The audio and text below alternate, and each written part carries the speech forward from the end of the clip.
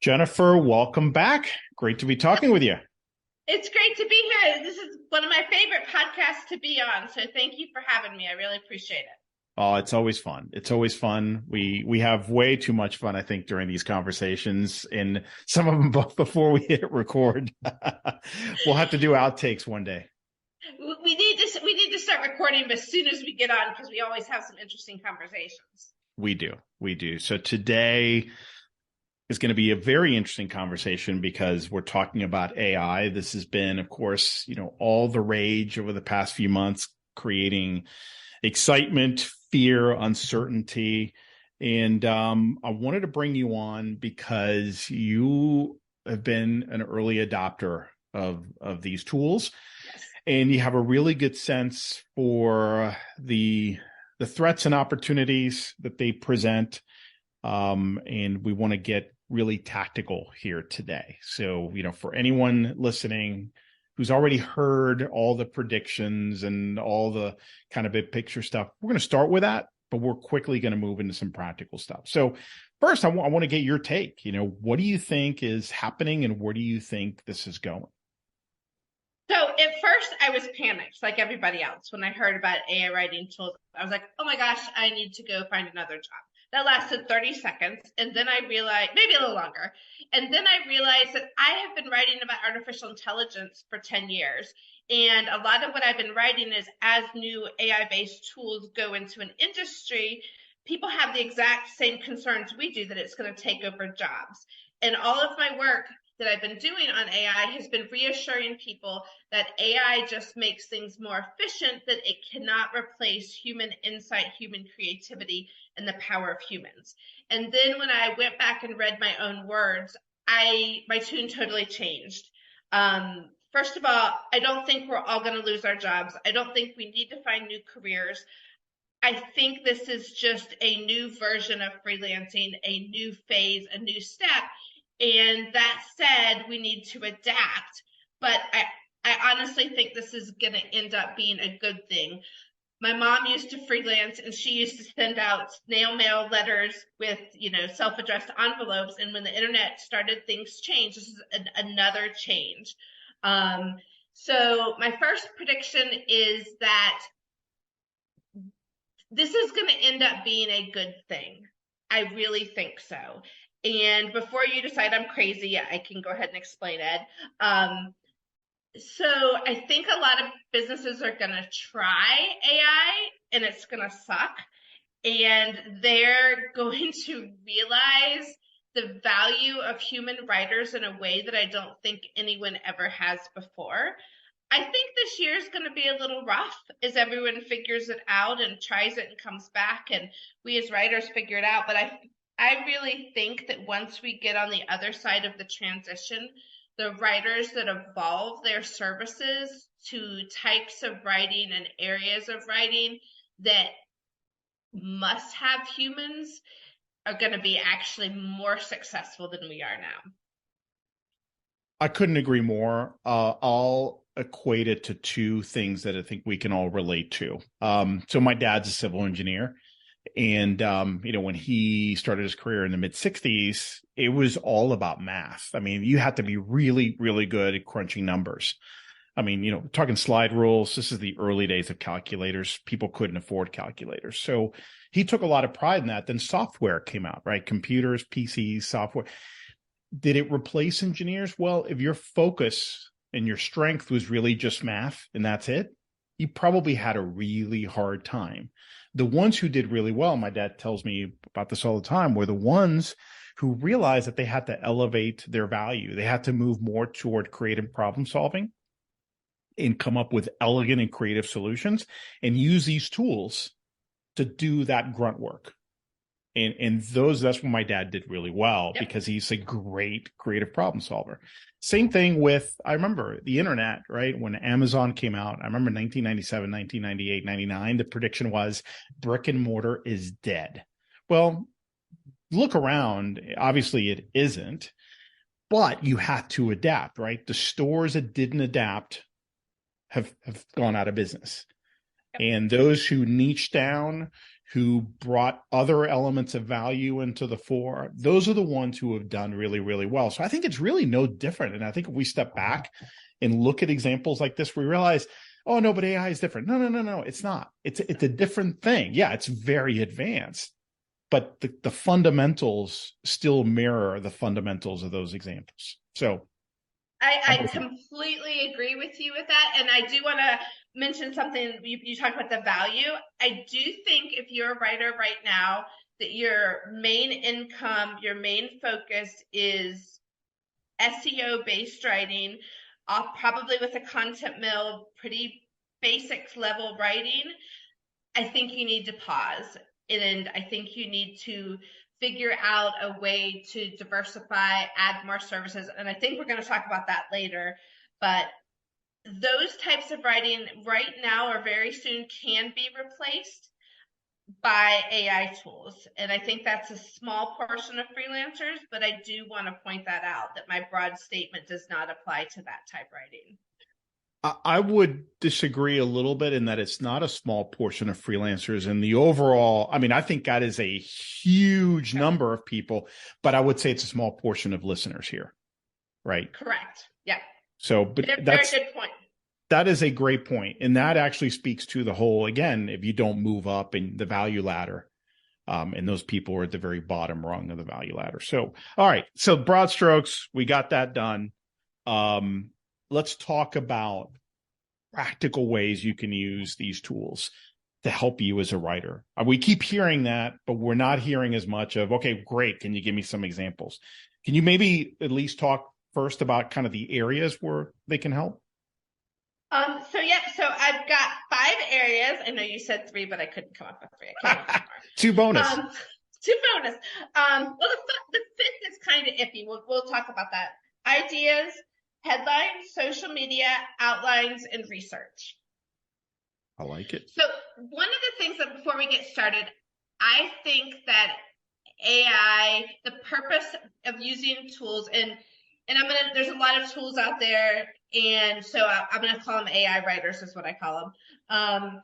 The purpose, in my opinion, is to use it as a starting point, a point of inspiration, a point where you add your own creativity and your own audience knowledge and your own industry knowledge to elevate it to a higher level.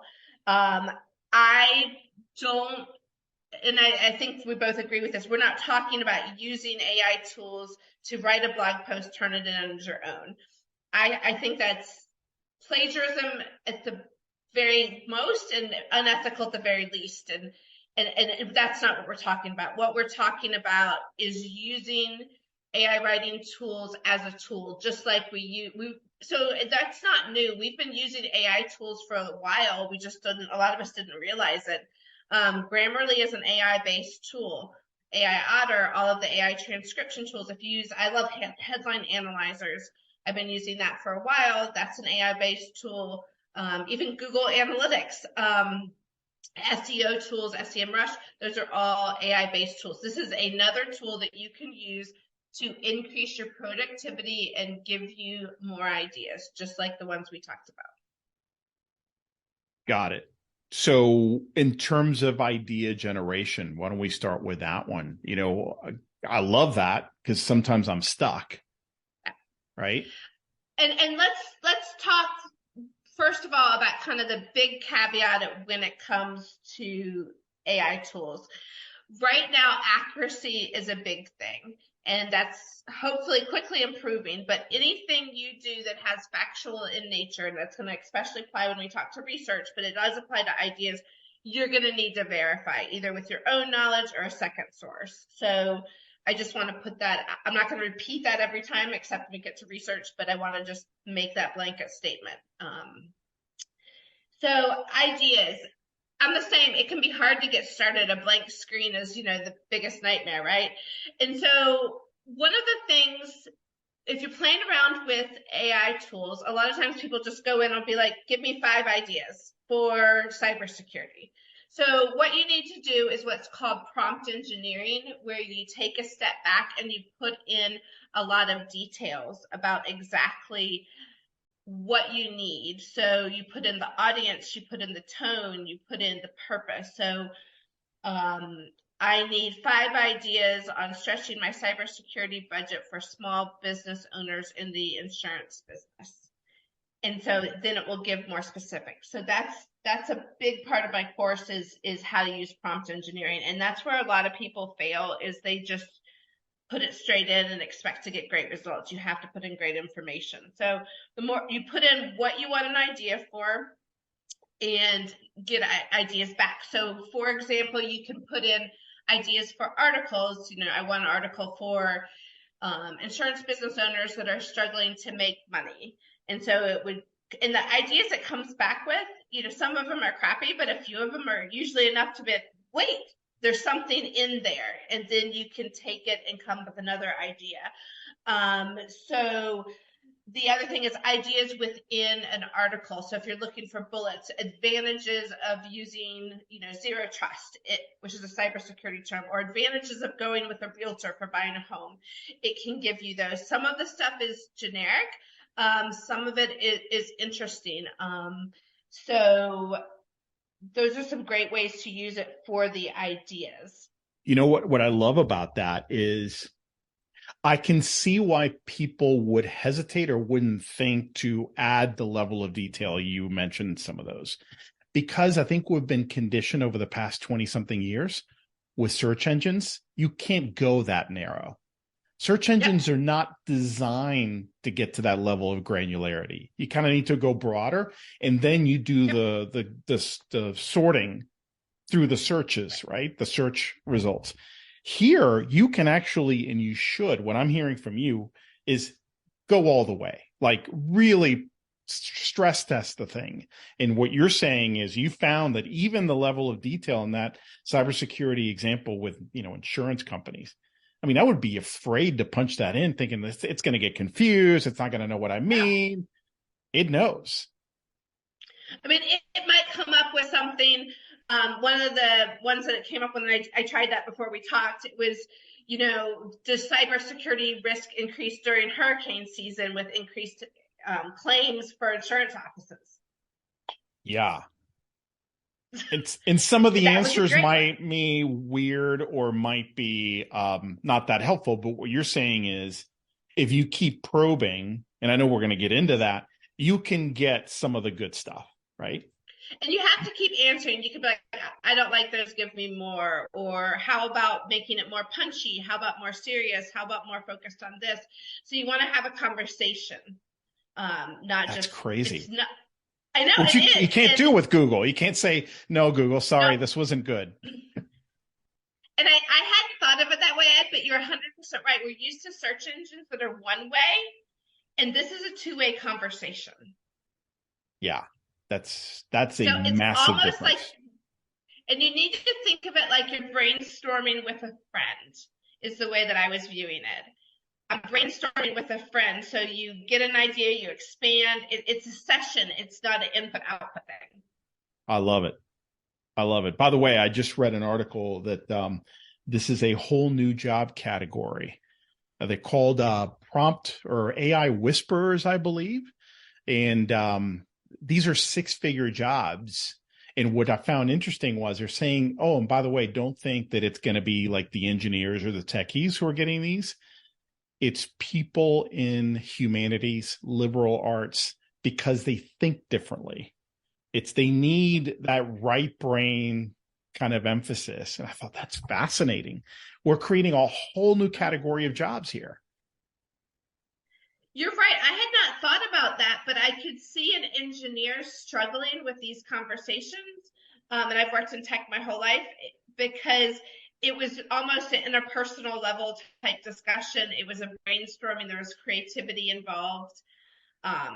Not that there's a lot of engineers that are great at that, but you're right. I could see the right brain really being good at this. Yeah. Okay. So idea generation, that's huge. I think you mentioned social media was the next one. Yeah. So social media. So I'm going to get really excited here. Okay. So hashtags is what I think it does best out of everything yet right now. every time I'm doing social media posts for either, a lot of times I do it for myself, and also for some of my clients have me write social media posts to go with the story that they share. And they expect hashtags, but it's a complete pain to try to find the hashtags. It takes way more time unless you have the expensive tools, which I don't have. And so I'm using free tools that don't work well, or I'm going through Instagram myself, which is a time waste. So if you put in what are 5 best hashtags for insurance, cybersecurity, for insurance companies or for small businesses, it will give you the best ones. It's amazing. And you can get as many, you can get 5, you can get 10. And I've gone back and checked, I probably checked, might be a little obsessive here, about 50 different hashtags. And it was pretty on the mark. So if you use this for nothing else, use it for hashtags, both for your own and then for client work. The other thing is you can use it to write social media posts as a starting point. They're not ones that, are going to go viral or be the most amazing post ever, but, not all of the posts we write have to be. Sometimes they're just to share information, and a good post is better than no post in many cases. And a lot of times we don't write something because we don't have time to even come up with something good. And this will give you a good basic post. I recommend putting the audience, the purpose, the platform, and the tone. So I was using it to create a post that would share one of my blog articles. So it was for freelancers about what to do when you lose a client, and we'll go to read my article for LinkedIn. And it was good. And I used it and tweaked a few things and added in something I knew my audience would respond to, but it saved me at least 15 minutes because I had a place to start. I didn't have a blank screen. I think they're great for social media posts as a good place to start. And the ones I played around with the social media a lot and have used it didn't need a huge amount of tweaking, just a little bit of punched up was what I found. And sometimes they're a little bit wordy for me, so I've been taking out words. So you're using it by giving it some descriptions as to what the post needs to be about. Can you upload the article and say, look, can you give me a post for this? You can. Yes, you can. And you can give them a link. Yes. Oh, that's crazy. I just threw that out there to see if I could stump you. No, you can put in a link and be like, create a social media post for this. Wow. So the link is great because I know it had some sort of word count limit, right? So I can't put in a $3,500 or 3,500 word article, but I can put a link if it's already uploaded somewhere. Oh, that is brilliant. Correct. You're using it for your own hashtags too? Yeah, it's my own social media post. My VA helps me with that some, but sometimes I write my own too. So, okay. So yes, I have used that, and I've used it when a couple of my clients, I have to write social media posts to go with my articles, and that's always really hard. Yeah. How come, it's so easy or easier to write the whole thing, but then now you got to write the summary? It's like, oh, I don't want to do that. Oh my gosh, you're so true. And I think a lot of it for me is social media is copywriting, in my opinion. And I'm not a copywriter. That's not my superpower.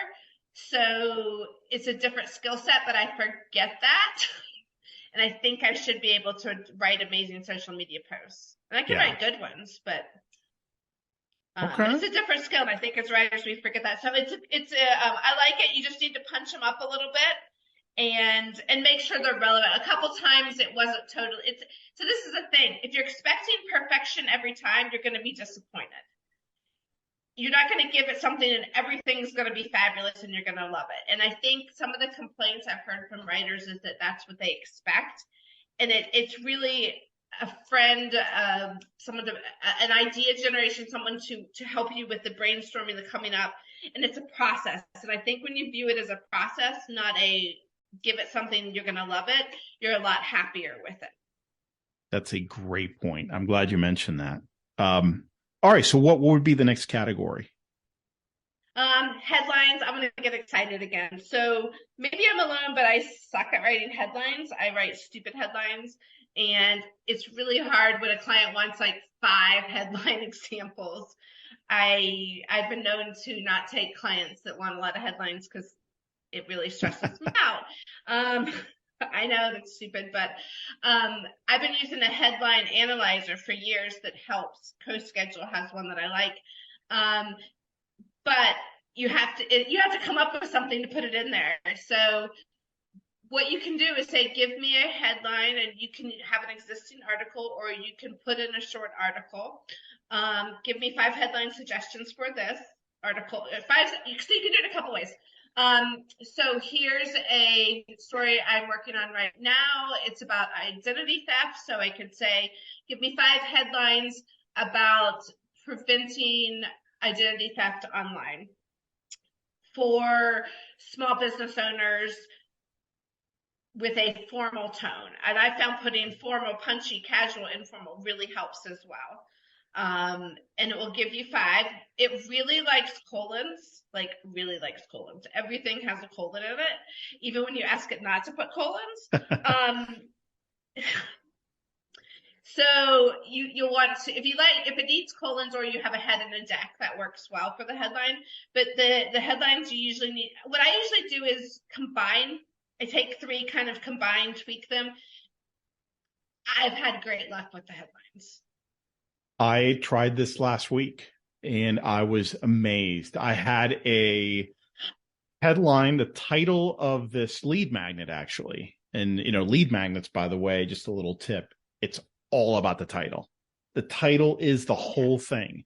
Because if you get someone to, if it's not attractive enough, they're not going to go opt in for it. So anyway, I had one that I knew needed work, and I went ahead and punched that in. I said, give me 5 different variations of this title. And my gosh, I couldn't believe it. It was so good. And then I said, give me 5 more. And I said, okay, here you go. And I actually ended up picking one from, I forget which of the 2 lists. Better than mine. I really think headlines is one of its biggest strengths for us as writers. Yeah. Unless you're really good at headlines, because if you're really good at headlines, you're probably going to be better. But if you're an average at headlines, it's great. If you use it for nothing but headlines and hashtags, it will save you time and stress. I consider myself to be pretty good with headlines. The problem was I'm not good at headlines 24 hours a day. And this is toward the end of a day. Creatively, my tank was empty. So I needed more.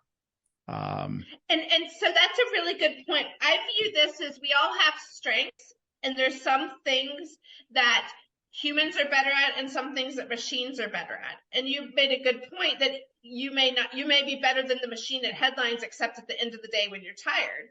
And so that's when I think being a successful freelancer is really about figuring out what you're good at and what you suck at, and coming up with ways to mitigate what you're not good at, and ways to find clients that appreciate and where your strengths highlight. And I think that tools are the way to help mitigate your weaknesses. And this is another way to do that. And it may not be a huge weakness, but just me sucking at headlines. If I can give a great headline, maybe that makes the client happier. Maybe they hate having to write headlines, and maybe that helps them give me more work. And so I think that's what we need to look at this as ways. What are we better at the machines, and what are machines better than us, and using it for our specific purposes to increase both our productivity and our quality. Yeah, and that's not a binary thing. It's not that the machine is better. It just depends on the time of day where my creative energy is at that moment. The machine's always going to be stable. I think it's okay. And I think I want to rely on what you said. I think it's okay that a machine can be better than us at some things. And I think as humans, that's hard to admit, but it's better at analyzing large quantities of data that's out there and what people are clicking on. And we can't do that. And so I think that's okay. It's okay to say that it's better at hashtags, it's better at this. And that doesn't mean that we're not valuable. I don't know why, but I just thought of that scene in the movie Good Will Hunting. When you remember, like, you got these two like triple PhD professors at MIT, and this kid comes in and he solves these problems in front of them like it's nothing.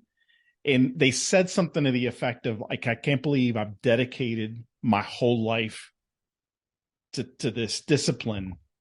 I've given everything for this. And this kid just comes in and solves this problem. Like, they just wanted to give up. They're like, this is not worth it. Yeah. Anyway. But there's things that we'll get to that in a minute that machines can't replace. And I definitely, when we get there, want to talk about that. And that's great too. Totally. It takes a human. It takes a human to discern, wait a minute, this is better than this. This is not as good. Yeah. This needs to be tweaked. I need to mash this up with this other thing that I have. That is a human thing. Exactly. We can't be machines and machines can't be humans. And if we work together, then we can create better stuff quicker. Here we go.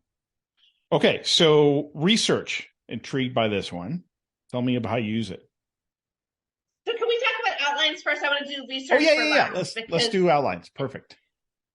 So 2 things on outlines. One is so if you have a new topic, it can help you create a basic outline.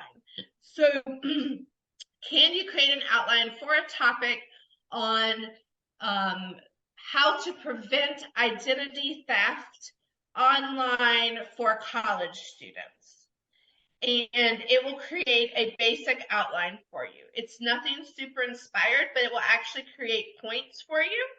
And I have used those as a starting point, added in my own, taken them out. It's a great place to start, especially if you're writing about something new and don't even know where to research or what to do. And I will want to mention different tools. And we're recording this in the past, so you're hearing this in the future. So at the time of recording, ChatGPT does not search the internet and only has content up to fall of 2021. Bing searches the internet and has recent content. So you do want to keep that in mind when doing outlines. If you're doing something brand new, you will probably want to use Bing. And if it's more evergreen, ChatGPT can be a great use as well. Good point. The other way to use outlines, so sometimes when I write something, it just doesn't feel right. You know, you haven't structured it right. It's just something's off about it and you don't quite know how to fix it. So what I have done is put that into the AI tool and asked it create an outline from my text. And then you look at the outline and you can see where you suck. Because if it can't create an outline easily from your article, that means that something's off. And I've been able to pinpoint the sections that I need to rewrite and restructure because it wasn't clear. Oh, I never thought about that. So you actually put in your article draft, not before it's finished, because that's where you're looking for help, and right. Ask it to give me an outline based on this article, yes. Or outline this article for me. Yes. Interesting. Is that how you ask it, by the way? Is that similar? And you create an outline for this text and it will give it to you. And if it's bad in a certain place, that means your article wasn't good. I was able to pinpoint a section that I wasn't making a lot of sense and I was repeating myself. I just had an idea. Have you used it? When you need to simplify the language, bring down the reading level. I wonder if it can do that. It's a little bit too master's level right now. You want to bring it down to ninth grade. I wonder if it could.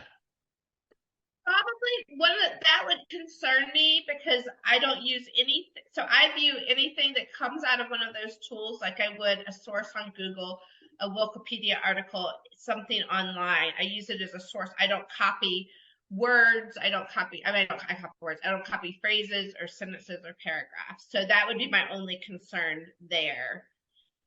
Even though it's using your original work. Oh, so this is right. Because that's what you do with social media. No, you're right. That's true. It probably would be okay with it. And this is one of the things that I find so interesting is I think the more we get into, there'll be more and more ethical things that each of us have to figure out for ourselves, what we're comfortable with. Because I hadn't even thought of it that way. I was just like, no, and then you're right, but it's my words. Yeah. Yeah, just like I thought of because of the social media example you gave us, right? Write me a social media post for LinkedIn based on this text. So kind of the same request, but a different output. I don't know. I haven't tried it. I have no idea if it would work. Probably. I think it probably would. So should we move on to research? Let's talk about research. I'm very intrigued by that one. So this is the one that I had the most hopes for and have been disappointed. So I think this is its weakest point right now, is research. And the problem is it makes stuff up. And it makes up total surveys. It makes up facts. And I don't even know who said it, but someone online said it confidently and arrogantly spews out nothing. Wrong information. So you have to be super duper careful with ChatGPT. As of the time of recording, last week I asked for 5 surveys, knowing it would be latest would be 2021. Only one of them was a real survey. The others were completely made up. I don't know why it made stuff up. Bing is the other issue with ChatGPT as of the recording is that it doesn't include citations, so you don't know where it came from. You can ask it though, right? Give me the sources for this. Yes, it doesn't include a link, so then you just have to go find it. Or was not including a link as of last week. That could have changed. And all of this is evolving, so just know that too. Yeah. Bing does include the links and the citations. I have had better luck with Bing for research. It's not the best yet. It's getting there. You can't totally rely on it. And every time I've used it as a starting point and then had to dig deeper into a report that I found because of it, or realized that a certain company made an annual study and was able to find the most recent version because it didn't find it, that type of thing. So more of a starting point than the end result for research. I think that when the research in accuracy and results fully gets there, that AI writing tools will be amazingly helpful for all writers. The value to us goes up. Right now, the time taken to completely verify everything and have it not be accurate is a little frustrating. I will say, I'll echo your findings there. I was doing some research a couple of weeks ago, and I thought, this is brilliant. I can't believe this is wonderful information. I said, give me the sources. So sure, here are the sources. I went and to verify, there was nothing on those pages. Exactly. It made it all up. Yes. Like, why does it make stuff up? That's what I don't understand, but it's an overly confident AI. It's like, they're not going to know. These humans are stupid. They don't know. They're just going to go with it. Did you ask it for the link and it gave you the link? And it gave me the links. Okay, so I didn't ask for the link. I just said the source. So if you said the link, it gave it to you. Okay, good to know. Actually, no. Now that you asked, I don't know if I said give me the link. I think I did say give me the sources, or give me the source for this information. Okay. And it sent me a couple of links, and there was nothing on those pages about that. In fact, one page I got a 404 error. I don't know. I don't know where it came up with this stuff. And I think a lot of writers that I've talked to start by using it for research and then get really frustrated and stop using it and don't realize that it is good for some other things. I think if you're using it for research, you're using it, right now, you should use it very cautiously. You should realize that you're going to have to do a lot more work and be happy when it saves you time. And use Bing, not ChatGPT right now. There you go. And by the way, Bing, just to be clear, we're talking about the new Bing. Yes. As of right now. That's called the new Bing. Yeah. And there's a separate tab that says chats that you have to go to. Okay. Cool. This is fascinating stuff. And it's interesting, Jennifer, that going into this conversation, I thought you were really going to be in love with the whole research thing. And because of what I had found, I thought, okay, I'm obviously doing it wrong. Nope. You know, Jennifer's going to tell me all the cool things you could do with it. So it's interesting that that is your least favorite one. I hadn't thought about so many of the other applications. So thank you for that. Now, as we wrap up, I want to make sure you tell us about your course. You've created a whole course on very practical ways to use these tools. Tell us about it and where people can learn more about it. Yes. So on my website, Jennifer Gregory Writer, I have it's a 12 module mini course. It goes through a lot of the things we've talked about with more in depth and example. It has exercises, and you get a Facebook community to help. The other thing is, as this is changing, we're having monthly Q&A lives. And also, I'm updating the modules and doing a new update module with new information as it comes out. So in the next week, I'm working on a new one with ChatGPT 4 and the new Bing to give more information. That is awesome. And I know we're wrapping up, but I did want to add one quick thing. Yeah. We had talked about, that SEO writers needed to revamp their services. I want to talk real quick about what type of, there's not a lot of those listening, but a lot of us want to know where to focus our efforts as we build our business in areas that won't be taken over. So can I talk about that for a minute? Yeah. So the types of writing that I expect won't be taken out is things that don't exist now. So for example, AI goes into data that already exists. So one of the biggest things is thought leadership, because I can't ask it to write what's in Ed's head. It doesn't know. So if it's Ed's original insights, that can't be generated by AI. So that's one. The other is scientific and health and technological innovations, things that are being created now. Those can't be generated by AI because you have to talk to the people creating them. So that's a great area. I think podcasts and webinars will become even more popular because people will crave original content. And I think copywriting is safe. Great copywriting has so much human creativity that it's going to be hard to totally replace. Agreed. So it's one thing for it to come up with a great headline, but copy is not all headlines. So Correct. Great point. Yeah. So yeah, I'm with you 1,000%. This is continually evolving. I appreciate, we may have to do a follow-up, in a few months as things continue to change. I encourage everybody to check out the course. We'll put a link to it in the show notes. I think you had told me, and I may be putting you on the spot here, that you had a discount code for my people that we're going to keep it secret.